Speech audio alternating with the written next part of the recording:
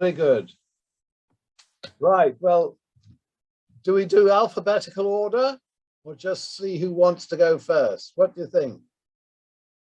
Who would like to go first? David Kinniburgh, do you want to go first? If you wish, Patrick, thank you.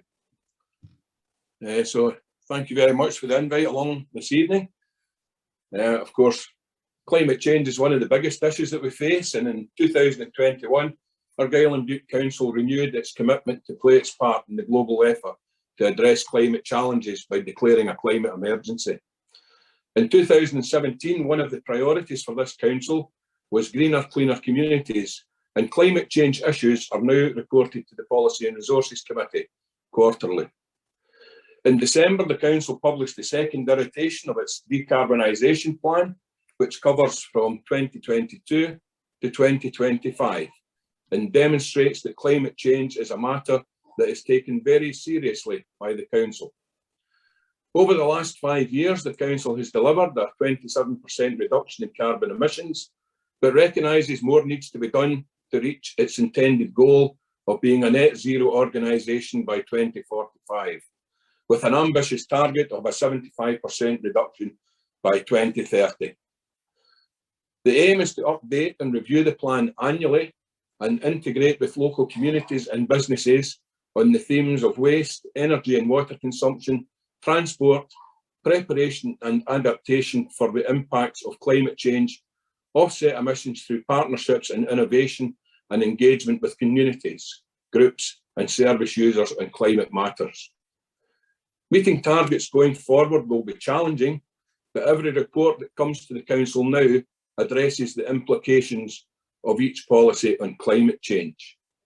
Some notable achievements over the years have seen 13 biomass installations in council properties, which has contributed to a heating oil consumption reduction of approximately 73%. Installation of solar panels across 19 sites, mainly on school buildings, the operation of 40 hybrid and 13 battery electric vehicles, which equates to 11.4% of its fleet, and a commitment to develop a fleet replacement strategy supportive of fuel-efficient electric and hybrid vehicles. And locally, in relation to active travel, a focus has to be maintained on the Helensburgh to Dumbarton cycle path and its delivery within the given time frame. While a lot has been achieved over this council term, it is recognised that much more still needs to be done. And one of the reasons I am seeking re-election is to continue the work of the last 5 years on climate change within the council. Thank you. Thank you, David. Well done. And you've stayed nearly within your allotted time. That's excellent. Could I ask Howard Green to follow you, please? Howard, if you would unmute yourself to follow David. That would certainly help. Hi, I should introduce myself to people who don't know me. I'm Howard Green. I'm a relatively new Scot. I've been here since the end of 2017. My history is in telecoms and the internet. I was first in Glasgow in 1980 to install Glasgow Cathcart Telephone Exchange, which was the first digital telephone exchange in Scotland. And actually I wasn't there again for 20 years. And I finished my career in Silicon Valley. Since I've been here, I've been running a bit of a campaign about improving broadband provision and talking to the community council about those issues. So I'm really glad for the invitation to this Hustings, and I'm glad it emphasises biodiversity as well as climate change. I mean, just now, obviously, climate change is in every day's news, and so it should be. I'm afraid that people are really going to see things happen now. The energy crisis is not going away anytime soon, and I think it's going to be a very hard time for people. But biodiversity is maybe not quite as newsworthy, but it's just as important, and indeed it may be more urgent. If we don't address the ecosystem we are trashing, very soon we will not have eatable food or drinkable water or breathable air. Humans don't live without an ecosystem, and in particular we're not going to be in a position to feed ourselves. So if we go on with agriculture based on monoculture, chemicals and livestock, and trawling the seabed with great big nets, the consequences are mass starvation. I'm not exaggerating, that's what the science says. A lot of that obviously is government's job to make huge changes to farming and fishing, for example. But Helensburgh has a great local organisations, and it can really do things as a community, and has been doing so. And I guess the things I want to emphasise are defending the nature we have and fighting to clean the Clyde up. Both of those things, both biodiversity and climate change, also require us to fix our transport system. We have to get people out of their little boxes, and we have to make the transport system work for them so they don't need their little boxes. They need us to build houses that people can live in, which are affordable and insulatable, and which don't produce unacceptable levels of carbon. And we need to find things that make our local communities more resilient, things like local heating systems and sharing growing spaces, for example. It's not going to be easy. All of it requires a working council, and local government has plenty of problems. It's been starved of resources in Scotland, just as it has in England. Argyll and Bute has particular issues about geography, and COVID hasn't been kind to any of us. But I don't think the current council has done much of a job. It doesn't communicate properly with people. Services and maintenance are unacceptably unreliable, and the council is mostly invisible.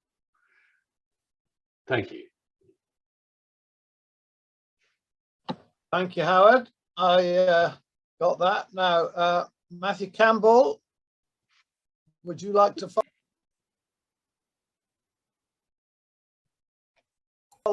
There we go. Would you Thank like to follow on, Matt? Thank you. I'm Matt Campbell-Sturgess. Full name. It's just Matt Campbell here. Zoom doesn't like my long name. Just to introduce myself, most of you probably know I stood in the by-election last year. Can everyone? I assume everyone can hear me properly, by the way. To give you some background, I worked in graphic design as a freelance artist and web technologist. Also now work in a parliamentary office, and from 2012 to 2017 I was a councillor over in Greenock before I moved to Argyll and Bute because we had a baby and wanted to live closer to my partner's relatives. Enough about me. In terms of the wider picture, in terms of what we're doing for the climate emergency, change is coming. There is no getting away from this. I've not got prepared notes, by the way. Sorry if you're expecting me to read a speech. But this is kind of me thinking. We cannot avoid climatic shift. We must prepare for it in a sustained, planned way rather than a kind of knee-jerk panic, which is something we do rather too well in local government, I think. But that means more turbulent weather. It means once in 100-year events happening every 10 years. And we must prepare for that now. A planned environment, for instance, our planning system must be reflective of the climate emergency. Planned buildings aren't just for now. When you build a house, it's going to be there in 30, 40 years' time. So you need to plan ahead in terms of what that 20, 30, 40 years' time is going to look like. Consideration must be given to the climate emergency follow-ons from that. That means looking also at digital first. It means thinking about more home working and a transport infrastructure, as Howard, I believe, said, that's geared heavily towards more public transport, more walking, more cycling, and also solely electric when it comes to vehicles, because in 30, 40 years' time, there will be no fossil fuel vehicles left. And that's something we should be doing now because there's no reason not to. That also means, we need to look at that home working norm. We can do that now. That's something the pandemic, actually, one of the only good things about the pandemic, if there is any, is that it showed we can work from home. For a lot of people, the office is not necessary. The commute is not necessary. The transport, the knock-on effects from that are not necessary. We can do a lot of home working, and that should be more of a norm to make our economy thrive. Trying to get through a lot here.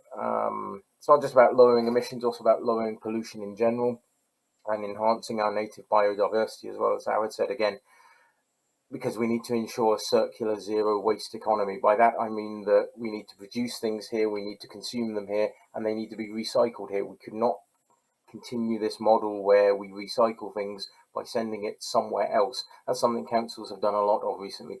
Stuff goes in the recycling bin. Where does it go? It goes to a recycling company. Where do they take it? Somewhere else. We don't know. Another country. Do they recycle it? We hope so. We don't know. So that's something we need to do a lot better on. And we need to do this now. Actually, we don't need to do this now. We needed to do it 30 years ago, but we failed then. At best, we might be able to limit to a 2-degree increase in global mean temperatures. That's something that the IPCC reports show. But we need to really get a shift on this. We need to get our ecology back to a more native state, less barren pine plantations, less sports moors, more native woodlands. And we need to, work on that circular economy, work to make sure that we are recycling properly, that we are generating more local produce and consuming it locally, and less of a global sort of resource shifting mess that causes high emissions and high pollution. These are very complex tasks that a local council cannot possibly hope to do on its own, but we still need to lead from the front on this. We can't just talk about what we do as a local council. We've replaced some vehicles in the local fleet. Great. What about the millions of people across Scotland that depend on local government services to lead the way? That's, I think, where we need to do far more of. We can't just look inwards on what the council is doing for itself. We need to do what is the council doing for everybody in Argyll and Bute in that kind of holistic mean. I think I'm over my 2 minutes, so I'll be quiet. Thank you. Thank you very much, Matt. So, Heather, if I'm right, we only had 3 candidates coming. Is that correct? Correct. There was apologies from the other 2. The first one was about the recent IPCC reports, the last of which came out just a few weeks ago. And what we wanted to know was, what difference will the information in these most recent reports make to your day-to-day work as our councillor? Since David went first last time, shall we go for Howard first this time? Fine, thank you. Okay, well, I mean, I don't know whether you've read the IPCC report. I have. It makes depressing reading, to be perfectly honest. We're in a position where most likely very bad things are going to happen, whatever we do. But we can make them better, and we still have the opportunity to do that, but we need to do it right now. There really is a climate emergency, and it needs tackling by every level of government. For what that means for the council here, for me, I guess 3 priorities: housing, pollution, and transport. Housing, I'm currently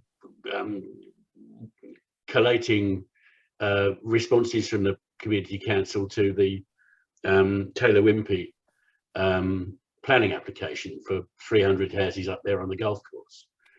And that's a great example. I mean, Taylor Wimpey are a reputable organisation, but this is 300 plus houses and a new clubhouse for the golf course. Taylor Wimpey don't give us any information about how those houses are to be heated or to be insulated.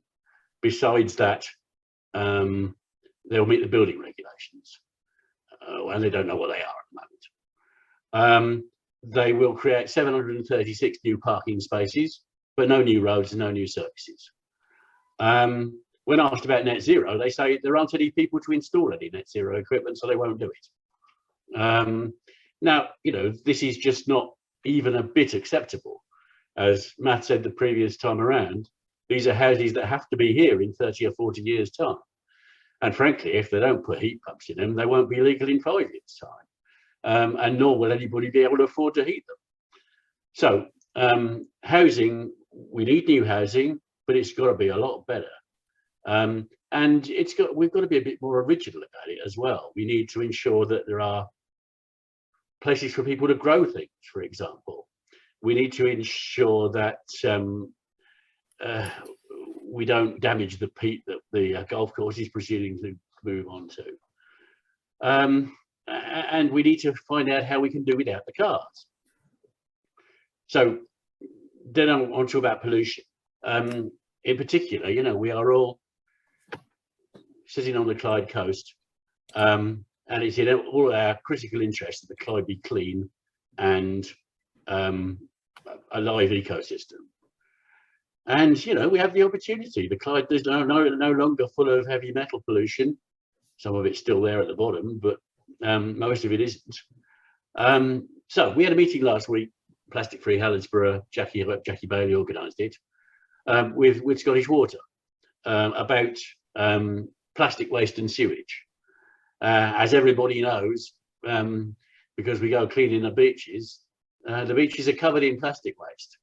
And whenever it rains here in Helensburgh, sewage finds its way into the Clyde, because we have a 19th century sewage system in which we share wastewater and sewage.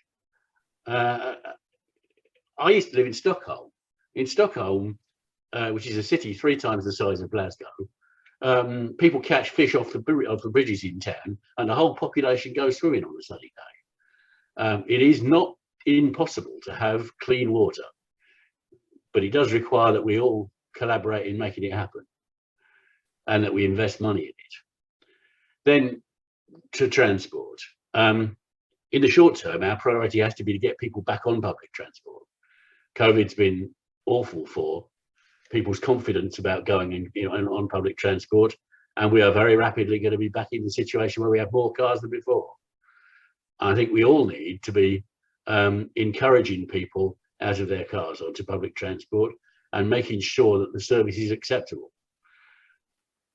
Then, I think Matt mentioned it already, there are opportunities for more people to work at home. There's something I have been campaigning around, which is that we have really very poor provision of broadband by European standards. Openreach, who practically speaking are the only show in town, are completely unresponsive to any kind of pressure, and will perhaps get somewhere sometime soon. They keep taking our money. We need to do better. And then we need real places that people could ride their bikes without danger. We need charging for public for both electric vehicles and for scooters and bikes. If you've been in a European city lately, you'll observe that e-scooters are appearing everywhere, and they do have their advantages in being extremely easy to use and getting people to their places quickly, especially when we have hills like we do here. I think that's probably enough. Thank you so much, Howard. That's brilliant. That was 5 minutes. Sorry, I didn't say a time before you started there. Can we go for 5 minutes each on this, and then hopefully we'll still have a wee bit of time left for questions at the end if everybody sticks to that. So Math next, thanks. On the same question. Thank you. Yeah, day to day as a councillor, I mean, I've been a councillor before, and you know, in 2012 there was very little, particularly from some of those who'd been members for quite some time. I'm not saying their ages, but they'd been councillors for a good number of years and hadn't quite got their head around the idea that climate change isn't this big bad idea. It's already happening. It's been happening, and we need to do more on a daily basis. So it's, for me, it's a constant reminder that everything you do, every policy, everything must be geared around this being taken into account. So we must act now to reduce further harm being done. We're not going to stop climate change. It has already happened. It is happening. As Howard said, you know, there are some pretty disastrous things coming down the pipeline. The best we can do is mitigate immediately to try and reduce the effects of that for our children, for our grandchildren, for us. Some of these effects are already in the pipeline now. The right points are that we are on track in Scotland in some ways. If you look at the share of global greenhouse gases, GHGs, in Europe, in 1990, we constituted 16% of the emission of GHGs, and now it's less than 8%.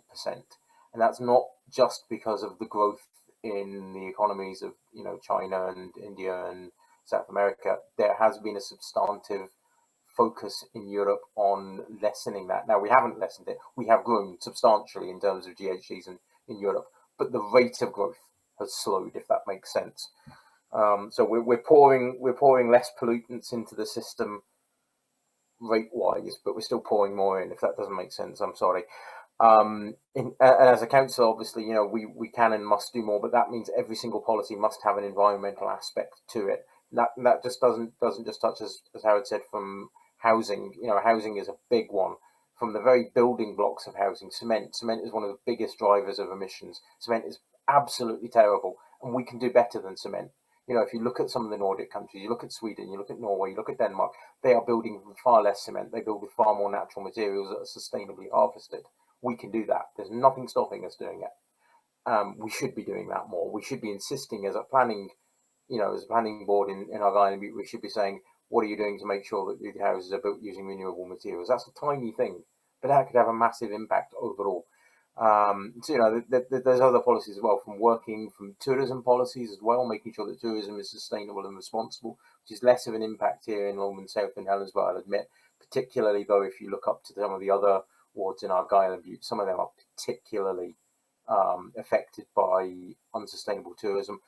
And then you've got other aspects as well, you know, from schools and work policies and the like. I think one of the driving indicators, and this is something that people really do struggle with, is that we cannot see environmental and climatic emergency stuff coming second to profits. And that's because money cannot come first, because we can't eat money, we can't drink shares, and you can't breathe profits. You need to prioritize survival here. And we're not just talking about that. That sounds, you know, apocalyptic. We're not talking about survival in some sort of niche. We are talking about the survival of the planet and the human race. If we do not get a handle on the climate emergency, we could very well see climatic destruction reaching, you know, levels beyond that of even disaster films. I won't go on too much longer, but, you know, Howard's covered some of the same points I was going to cover, so I'm not going to bore you with them. But, you know, look, on a local level, you know, getting our ecology back into a more natural state. Pine plantations need to stop. We need to make sure that there are, you know, sustainable ecosystems being developed. We need to make sure we're not building on floodplains. That's just basic stuff that we shouldn't be doing regardless of the climate. And, you know, there's a quote here I've got from that actual report. Restoration of mangroves and coastal wetlands sequester carbon whilst also reducing coastal erosion and protecting against storm surges, and thus reduce the risks from sea level rise and extreme weather. We live in a floodplain area in a large major estuary. We don't have any mangroves. It'd be nice, but we don't. But that's something we should be bearing in mind at a very critical level for Helensburgh and Lomond South. We must be doing that on a planning level every single time. What can we do to make sure this isn't making the situation worse? You know, Howard already spoke about pollution reduction, and it is vital. We must reduce the amount of microplastics. We must ensure our water systems and energy systems aren't polluting and aren't dependent on old infrastructure. You know, we need to future-proof these so that they'll still be fit for purpose in 30 years' time. Something the Victorians did really well in terms of sewage, although ironically they weren't very good at the water pollution aspects. So they made sure that there was fresh water available for millions of people. London's fresh water system has coped with an increase in population of some 20 times, and it still has largely the same infrastructure aspects. So they got that right in the Victorian era. They just didn't think about what to do with the sewage. Right. Or now, making sure we don't just build for now, but build for next century. So, is that my time? Thanks, Matt. That's great. Cheers. David, on the same question, what difference will the latest IPCC reports make to your day-to-day work? Yeah, well, I've had a look, obviously, at the IPCC report, and obviously there are things that can be done that address some of the issues that are in there. I just picking up on some of the points. I mean, obviously, transport is a major issue as we move to electric vehicles, and I think by the time we come around to 2045, we'll not just be looking at electric vehicles, we'll be looking at hydrogen fuel cell vehicles in the future, because that's something, and we'll probably end up with both these forms of fuel for cars in the future. Obviously, the network to do electric vehicles is very difficult to deliver. If everybody was driving an electric car, what it's going to take out the grid is astronomical. And obviously, putting the infrastructure in that everybody could use an electric vehicle is challenging. but obviously it's something that the council are addressing. They're installing electric charging points in various points throughout Argyll and Bute, so it's possible to drive an electric car in Argyll and Bute now. And obviously the council run electric vehicles themselves, and that's something obviously that we need to look at in the future, is how we deliver the infrastructure that can put a large amount of electric vehicles on the road. Obviously on public transport, the council at the moment are working up a bid to and connected Helensburgh for hydrogen or electric buses to deliver the service locally, and that's something that they're working up through the Levelling Up Fund, and obviously it's just at the planning stages at the moment. When it comes to housing, I couldn't disagree with anything that's been said in housing. There has to be new ways of building. There has to be new regulations for putting in heat source pumps, etc. Putting in electric charging points to new homes for vehicles, and various things like that. However, that's not just something that falls on the council. That's something that has to be addressed at a national level through the planning system. And quite frankly, I don't think that is being addressed by the Scottish Government at this time. There's also a case where planning should be put back to local authorities. We're seeing things coming up to planning at the moment, and planning made a decision on it based on local information, and we've saw an example of it regarding in the housing, a couple of houses in Cardross is a perfect example, where there was to be homes for heroes. The council the Scottish Government reporter overturned the decision of the council to refuse the application because it was in Green Belt, and granted planning permission for the development, but it wasn't for houses for heroes. The properties were then put up for sale in the open market. So planning decisions has to be put back to local authorities, because they know the local areas better than anyone. Another example I can give when it relates to climate change is on wind farms, and we're seeing more and more decisions being taken by the local authority on wind farm applications and then been overturned by the Scottish Government. And the council can do it for good reason, and I can think of a wind farm in the down Campbellton way, where the local authority refused the application because it was close proximity to houses. The Scottish Government overturned it, and now that wind farm at the moment, they're having to shut down 2 or 3 of the turbines because the decision that came from the Scottish Government put bigger turbines in than was actually proposed in the first place. And because of the detriment to health in that area, they're having to shut down 2 or 3 of the turbines at the moment to try and address it. So when it comes to planning, we need to be really careful what we're doing and put it back to the local people to make the decisions. And obviously that's an issue, because it rests with the Scottish Government. It's nothing to do with the council. Thanks, David. That's great. So just move on to the other question that was pre-prepared, and maybe folk are wanting to think of questions. I'm hoping we will have a wee bit of time afterwards, so maybe just go for raised hands at the end, and we'll just take 1 or 2 if we can. So second question for the 3 candidates at the minute was, can you please describe your vision for what Cardross will look like in 2045 when we are a net zero community? Shall we go 3 minutes each this time, and Math first this time? Thanks. Thank you. Yeah, 2045, I mean, it sounds like a sci-fi number from the future. In the year 2045, men will walk on Mars. Actually, that's, you know, it's 23 years time. It's not that far away.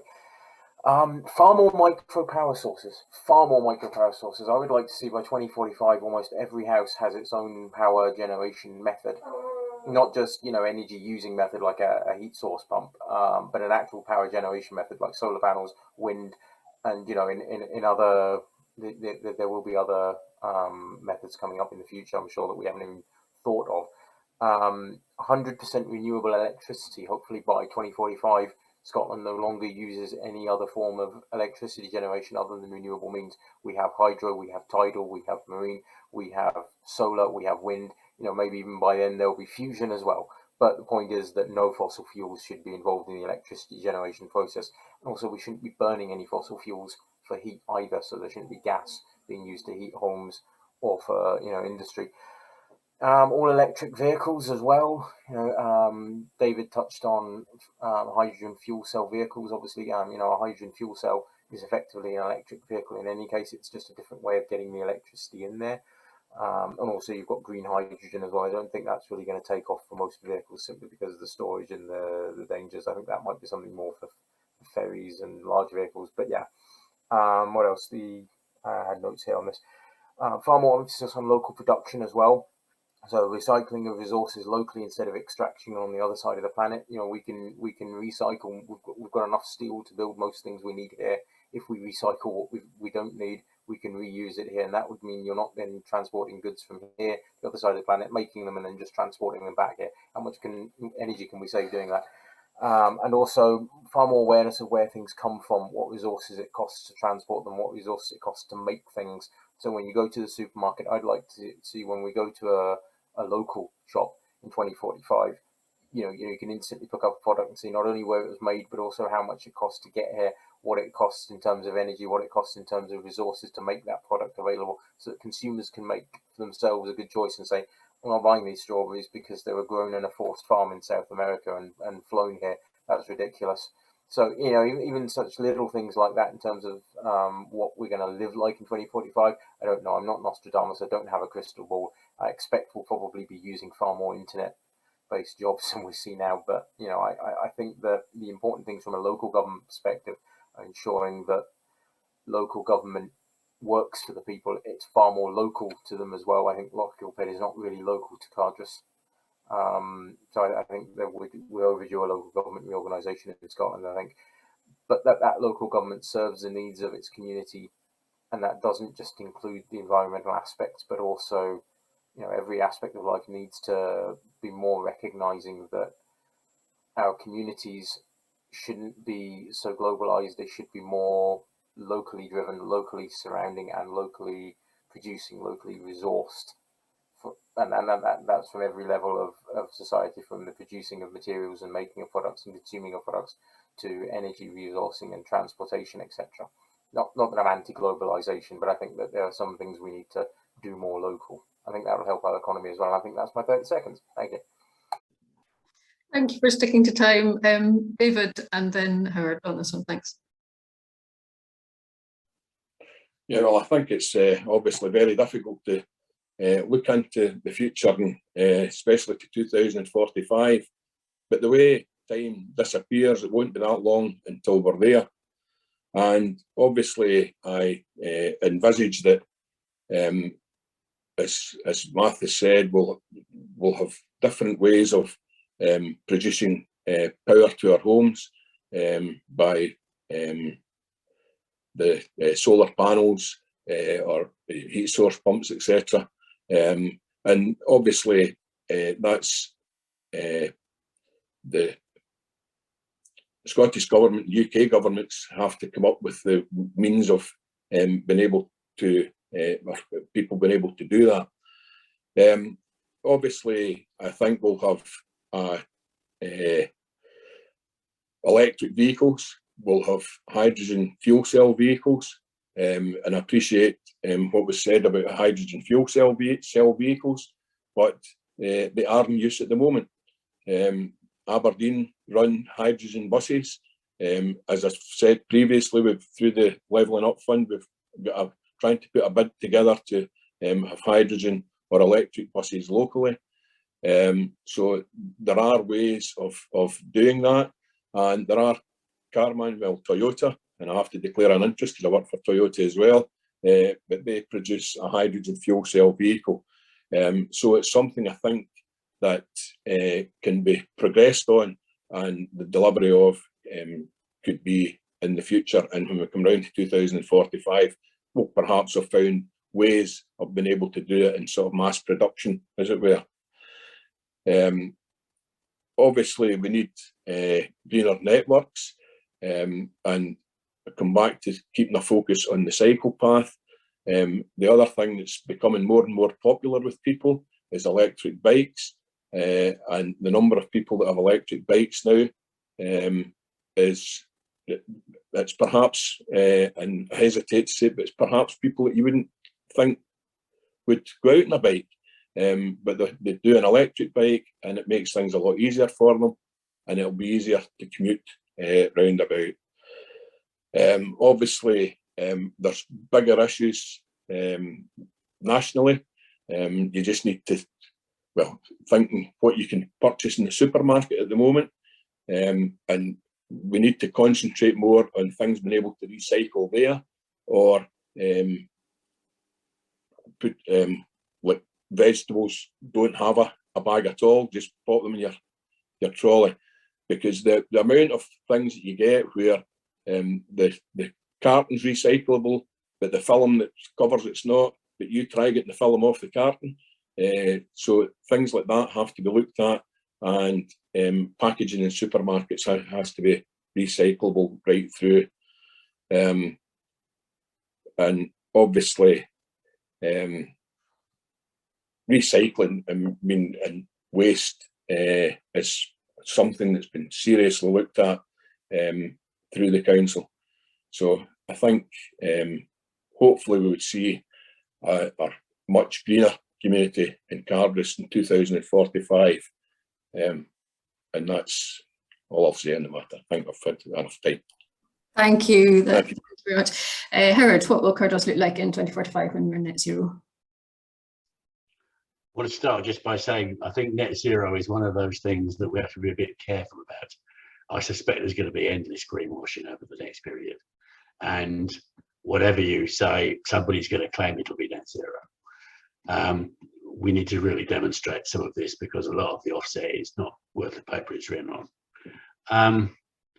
I can't resist the odd joke. By 2045, I hope the cycle path will be finished. I hope the railway's still above water. I hope there's electric ferries being built across the Clyde, but preferably not the same ones. And at Cardross Primary has his own head teacher. More seriously, I want the Clyde to be clean and healthy, and I want us to have local sustainable fisheries, shellfish, for example. I want a reliable electric railway into Glasgow, and I want private cars to have been mostly replaced by shared bikes, by scooters, and by shared use electric vehicles. Spend a moment on that. The average private car spends 96% of its time not going anywhere. And that's why we have enormous, great wastelands of tarmac where they can all live. We need to do better than that. I love electric cars. I've got one, but that doesn't solve the problem. We need to do better. I want most freight to come to us by rail or on boats. And for what it's worth, the boats are not getting the attention they should. This is we all live on the water. You know, for the last couple of 1,000 years, this has been a place you got to mostly by boat. And I think that it needs to be again. I think we want the big delivery firms to be on using zero waste vans as soon as possible, never mind 2045. I want a modern drainage system which separates wastewater from rainwater, a new investment in the treatment works in Craig and Doran so it doesn't discharge dirty stuff into the Clyde. I want the Navy to stop dumping nuclear waste into the Clyde and to clean up their decaying infrastructure. I want Helensburgh and Cardross to have plenty more allotments and market gardens. Big shout out to Marie. We need more like Marie. Those off-grid gardens are going to be the future. That's the way we avoid monoculture and its difficulties. We are going to have to solve a problem regarding our lovely sandstone buildings. They are beautiful buildings, and I would not wish to see the back of them, but they need real work to make them possible for anyone to afford to live in them going forward. None of this is easy. We got used to the fact that public services are in decay and they get worse every time as the Tories sell them to their mates. We require quality public services, and people need to take them seriously. And that's not just a matter for the top of the power structure, it's a matter for the bottom of the power structure too.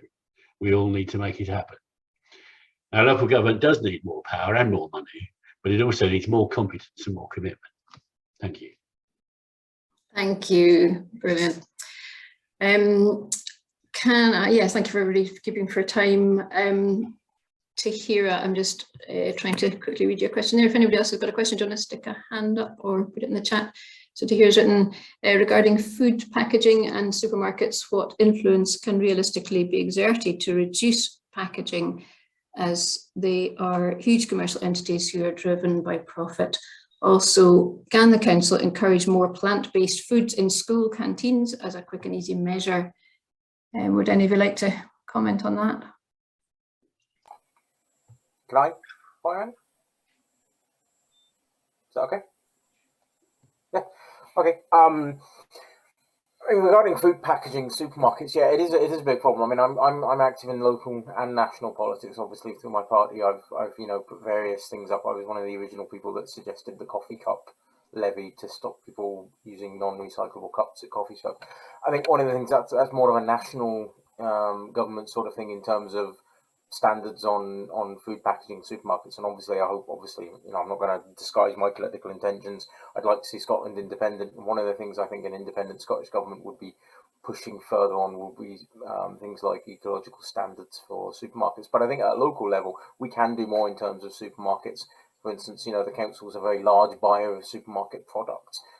Just requiring, saying that, if you're going to sell products in Argyll and Bute for the aspect of products in Argyll and Bute to Argyll and Bute services, we're going to want to make sure that you don't use wasteful single-use plastics. That's something we can do. And in terms of the plant-based foods in schools, I think we could implement that fairly quickly. And also we can try and get more of our schools to grow produce. It's something that we should be teaching for curriculum for excellence anyway. So let's get them growing produce in the schools. Let's get them not just growing little cress that I think everyone grew cress when they were in school and took it home or something like that. No, I think we can actually be growing sustainable produce at school sites, teaching kids about ecology and then using that in the school itself. It's something that, in America, they actually get prisons do this. Prisons grow their own food. If prisons can do it, I'm pretty sure we can get schools doing it. I'll shut up and let everyone else take it. Thanks, Howard or David. Do you want to come in on that?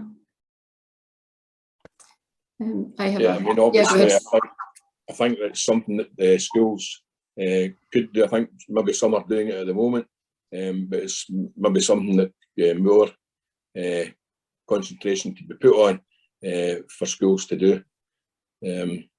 So yeah, I would take that forward if re-elected. Thank you. Carry on. Yeah, thanks, Kirsty. No mention of district heat from wastewater energy centres. Can the council have a role or lead in this? It's not surely all about micro renewables on existing. Howard hasn't had a say on the first question. Sorry. Sorry, that's all right. Carry on. Sorry, I missed that. Go on. That's all right. Carry on. Yeah. I'd like to say something about this one, perhaps. Go ahead. So I did actually mention district heating, and I think it's one of the things that we absolutely have to do in the planning system, insofar as we have influence on the planning system, and we do have a fair amount of influence on the planning system one way or another.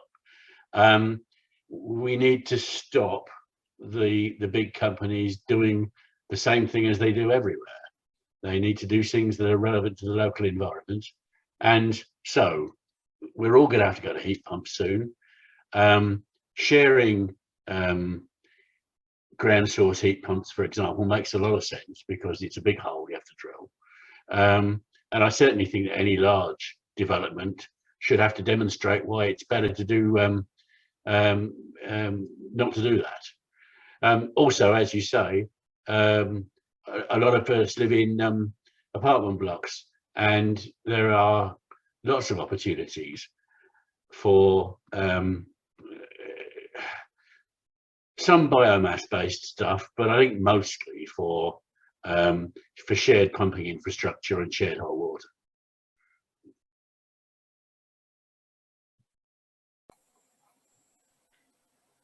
Thank you. Yeah, Matt, go ahead. Yeah.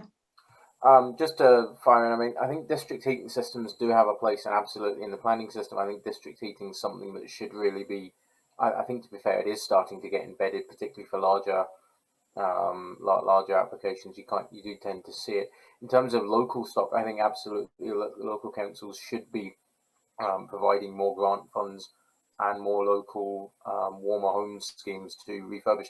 I, for instance, have a heat pump. We bought this house in 2016 when we first moved here, and as a result of the Scottish Government grants and the local government grants, we have a heat pump and we have wet electric heating. That wasn't here before. It was all storage heaters, and you know, they're awful for the environment. At least they're electric, awful for the environment with gas. So yeah, I think that the refurbishment of existing stock is almost as important as Howard said. We've got a huge problem with sandstone buildings, and there are not going to be any more sandstone buildings because sandstone is not a sustainable product. And on top of that, it's also quite carcinogenic, something we've only really found out in the last 20 or 30 years. So I think we've got tremendous problems in terms of stock turnover. But as we build newer houses, they need to be fit for purpose. And that includes district heating and, you know, more sustainable heat sourcing and energy sourcing as well. I think the idea that we can ignore the local environment as well is particularly nonsense. I saw a really good image some a little while back. It was a cottage that had just been built, and they said, we've just put a air source heat pump on this cottage, and it's such a brilliant idea, and this is an example of where we can do renewable stuff on a local level. The cottage is right next to a massive, great big stream, huge stream, completely untapped. You could have put a 40-foot, you know, a 40-foot water turbine in the thing and powered half the neighbourhood, and they put an air source heat pump on it. It's just, you know, completely unrecognising of the actual resources and things. So I think we need to be smarter. And that includes also smart, and not to go on, but I think that I didn't dwell on this, but smart technology as well. We can massively use on a local government level smart technology to smartify everything. And that includes delivery of resources. That includes smarter transportation, so that, you know, buses don't run to a timetable, they run to when people need them, and you have shared vehicles that run to when people need them. Smarter roads, smarter sewage systems, sensors literally cover the entire area in sensor grids, so that everything is smartified, from transport to traffic lights to heat systems to electric grids to water treatment, everything, because you can use far less energy, far more renewable stuff, and far more sustainable as well. I'll shut up at that. Sorry. Did Mike have a question there? You're muted, Mike.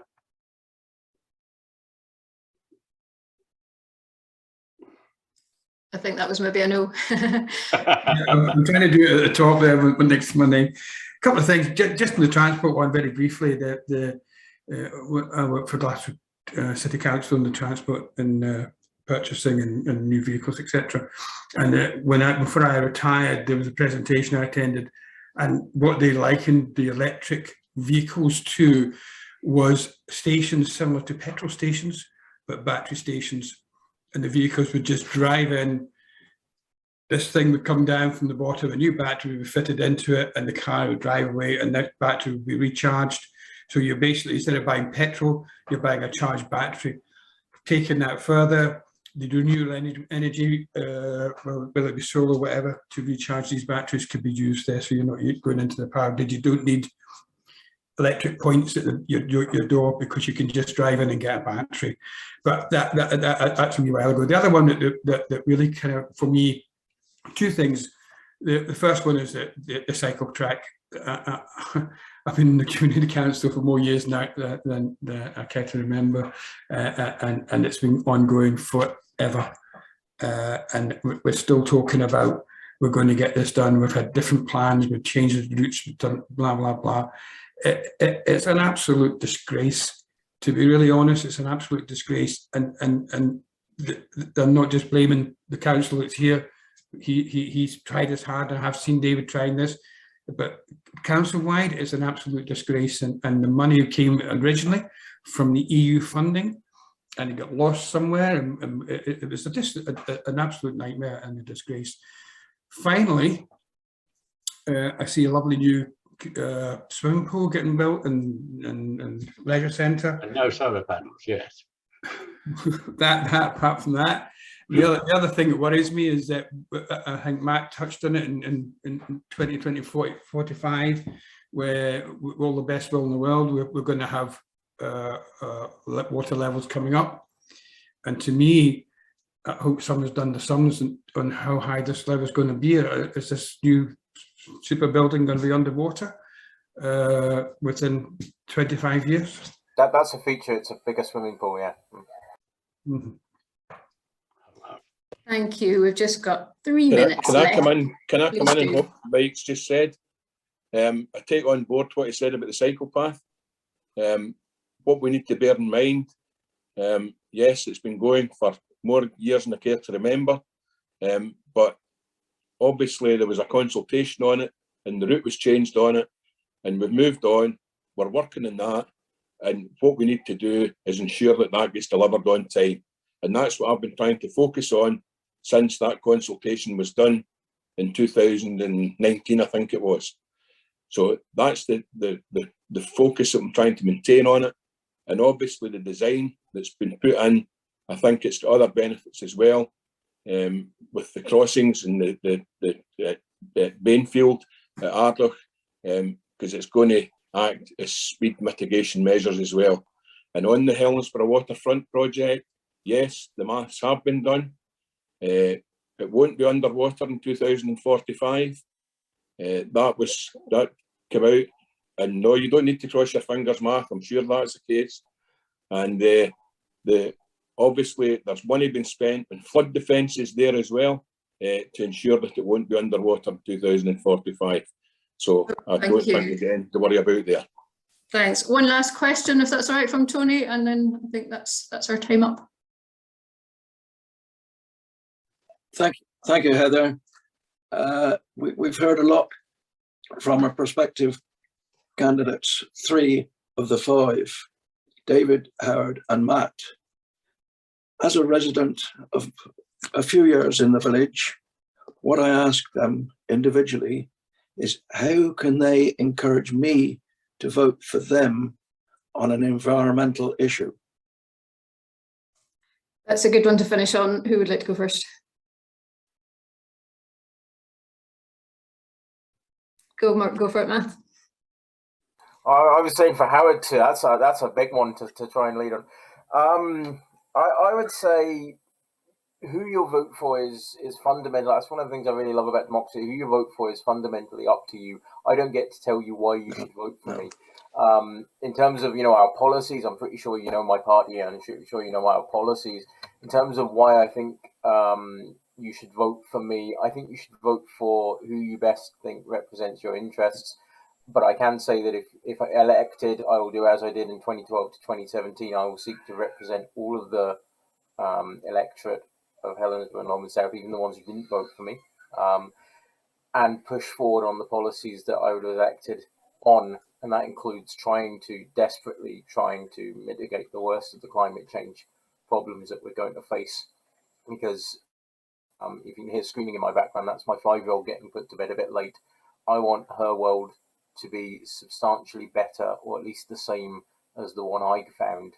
I don't want her to be confronted with apocalyptic climate changing problems of starvation and warfare and energy wars and resource problems and brownouts and blackouts and climatic flooding. I think we can, if we push now, we can mitigate that. So I'd say vote for me if your views align with mine, but I will be working, if elected, to try and make sure that we deliver a better world for her and all the other kids in our sort of neck of the woods. And that's probably too long, sorry.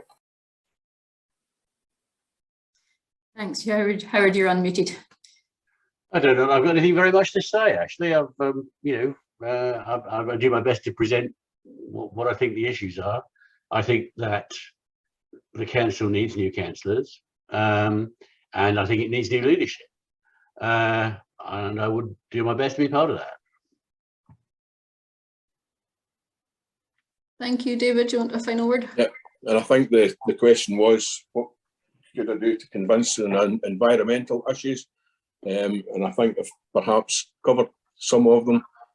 Some of them I think are quite exciting and could go a long way to delivering good things for the area on environmental issues. I go back to the levelling up funding and the bid for the hydrogen or electric buses, and also the cycle path as well, because we need to really keep a focus on that to get it delivered so that people have somewhere to go, because or on their bikes, because there's no doubt in my mind that electric bikes are becoming something that a lot of people are considering getting to use in place of a car. And obviously if we have a first-class cycle path delivered, that would allow them to do that. So that would be my pitch to you, to vote for me on environmental issues. Thank you. Thank you. Thank you so much, everybody. Yeah, I think, thank you for coming along. I think there's so much going on in the world at the minute with so many crises that are facing all of us, and there's so much to consider when we're deciding who to vote for, but the crises of the climate and biodiversity have not gone away since the end of COP26, and these are things which are all the more urgent now than they've ever been. Our time is so short to turn this around if we're going to prevent the catastrophic changes that the scientists are predicting. So I think I would thank the three candidates very sincerely for turning up tonight and for speaking to us and for answering our questions. And yeah, I hope that if you all get elected, I hope you will bring this factor it into every single decision that you make in every department of the council every day in your work. And thanks for everybody else for coming along. I'll end the meeting there. Cheers. Thanks for organising. Thank you. Thank you for having us. Bye now.